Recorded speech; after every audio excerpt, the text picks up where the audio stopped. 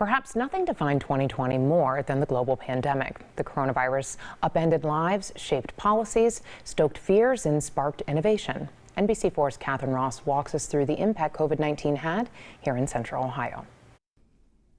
Just over a month after the first case was confirmed in the U.S., Ohioans started to get to know the governor's health advisors.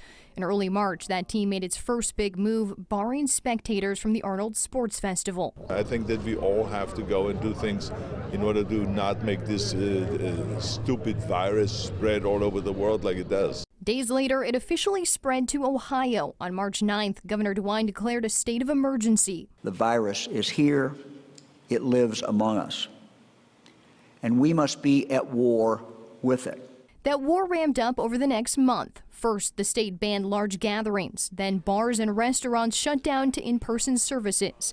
K-12 schools went virtual, and the March 17th primary was postponed and transitioned to mail-in ballots only. This is what leadership is about, making tough decisions. And when it comes down to protecting the health and safety of Ohioans, that's ultimately the top responsibility that any elected official has. To flatten the curve, leaders told us we must stay home between March 23rd and May 1st. The order sparked protests at the State House.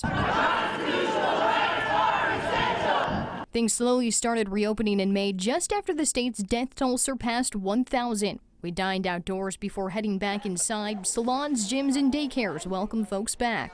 Ohio saw record unemployment numbers and 1,000 more deaths. And in June, Health Director Amy Acton stepped down.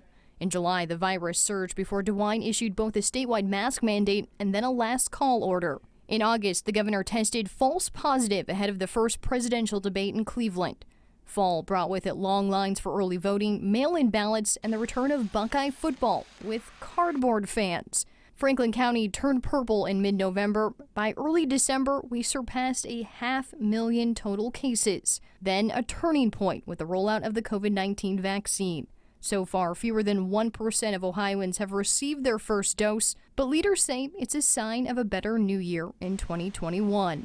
Local for you in Columbus, Catherine Ross, NBC4.